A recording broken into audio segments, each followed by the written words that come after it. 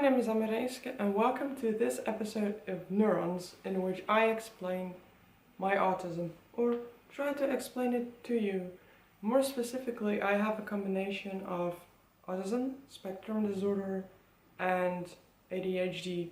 When I was diagnosed for the first time when I was 9, which is about 16 years ago I think, I was diagnosed with a PDD-NOS and ADD, both mild forms, which probably in that time period and until now it still is, but I struggle quite a bit, and since I have both, I can only to a certain extent distinguish between which things come from the autism side and which things come from the ADHD side, because in the time between I was first diagnosed and re-diagnosed, because I needed a re-diagnosis a couple of years ago, the DSM changed and went from all the distinct forms of autism to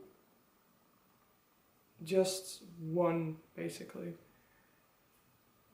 And what happened when I looked up my form of autism on the internet quite a while ago for some kind of a presentation in school, the description it gave was literally perfect for what I experienced.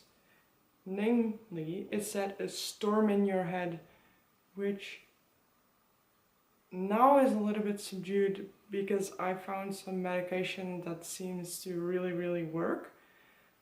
More on that maybe in a later video, we'll see. But it literally what happened, and not just a regular storm. Yes, sometimes it was a regular storm, but quite often it literally felt like a hurricane, or like some other people might call it, a typhoon. It felt like it was a butt ton of thoughts constantly spinning around, sometimes overriding one another, which ended up in having certain parts of choruses of songs, and not just one or two, but like 5 at one time, spinning around in my head, literally. Thoughts spinning around in my head. You could almost call it a thought spiral, but not fully, because that description did not fully fit. Most of it wasn't even verbal, it was visual. So there is very little like you can do to describe it, because that would take way too many words. It was almost impossible to focus if I was tired, or when I was tired. I had headaches all the time. I have suffered from chronic headaches and migraines from when I was 9-ish until I was like 24 maybe, for such a long time that I didn't even know anymore what it was to live without a headache, because I always had one. I went to school with the most severe migraines, because if I didn't, I knew I would get behind so much, because why would I stop doing my things simply because I had a headache, right? I never was formally diagnosed with migraines, but I more or less know for sure that that is it. I don't use medications when they do appear, and I didn't, because after a certain amount of times you try and nothing works, why would you still keep using medication? If it doesn't work, it just seems like taking a pointless pill, which I am not an advocate for. I'm an advocate for go without any medication for as long as you can properly function without it, and then try to find what works for you. Anyway, the storm in my head appears again. Like you can see, that is what happens. It also appears in the places I live in. That is where people can maybe see it well enough. Like, I try to keep it as neat as possible, but my tabletops and my desks look like a hurricane has blown over. At times, like, I can find my stuff, but that does not change the fact that it looks like a mini hurricane has flown over and made a mess of everything. 1 hour after I cleaned it up. Yeah. So I learned to live with that.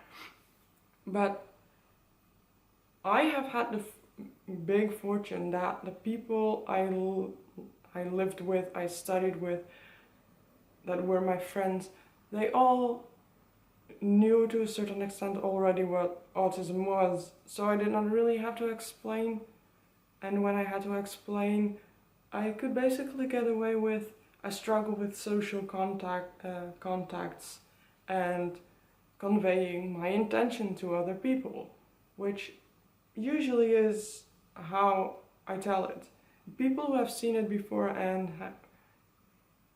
in other people, they usually recognize that I am a little bit different.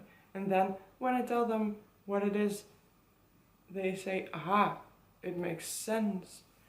But that also is because the first time that happened, I was studying biomedical sciences in university. And I was talking about it with someone who was very interested in neuroscience, who had his mind set on becoming a neuroscientist. Yet he ended up as a microbiologist. That is totally off topic. But that person also had more friends or contacts who also had autism. So he had seen it before and he recognized some of the things in me, but he did not place it himself until I said it. I've also had the opposite experience where I talked to someone who is still a very good and dear friend of mine, and I told her that I struggled with having contact with people, saying the right things, conveying myself, having autism. And her first reaction was, but you were very social.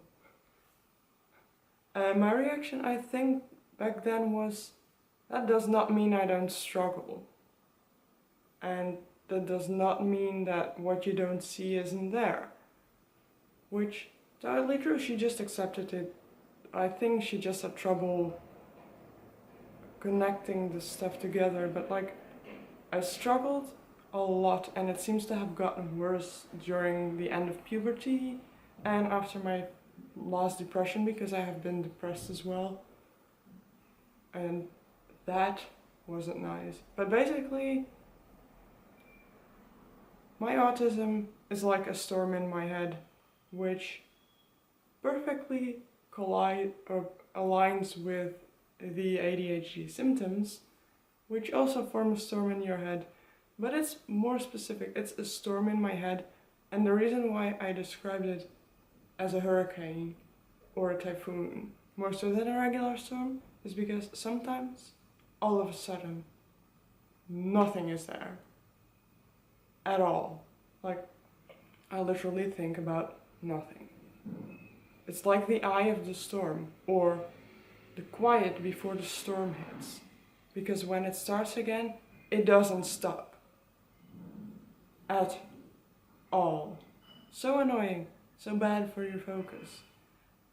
But that is why a couple of months ago I finally decided to maybe try some medication again, because I want the focus. I have not been able to properly finish a degree until now. I have been busy with that for like 5 years. I have tried 2 different things, and it's only 2 I know. Like, an ADHD person normally tries a lot of stuff. I've tried 2 or 3 different degrees, at least subjects from 3 different degrees. I still did not find what I was looking for, because I still was missing something. Then I decided to take a break, which was the best choice in my life. For my head, the storm is calmer now, which is great. I might go on and make a video about my new medication when I have tried it for a month or so, because I think that would be interesting. I want to know a little bit about the neurobiological functioning of the actual medication, but then I can tell you what it has done for me, maybe in combination with that. That would be interesting.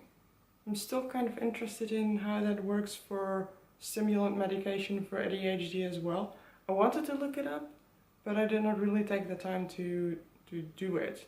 I know it replenishes or the neurotransmitters that those people miss, or it blocks the reuptake of the neurotransmitters, just like with antidepressants. But sometimes a little bit more is at hand, which also can explain some of the side effects it can have. Anyway, my ADHD brain kicking in.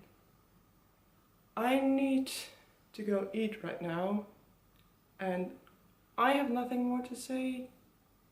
I'm sorry if this was a bit chaotic. That's a perfect representation of my brain, because my brain does not like scripting, and this was a one take. But this is it for now. Thank you for watching, and on to de keer.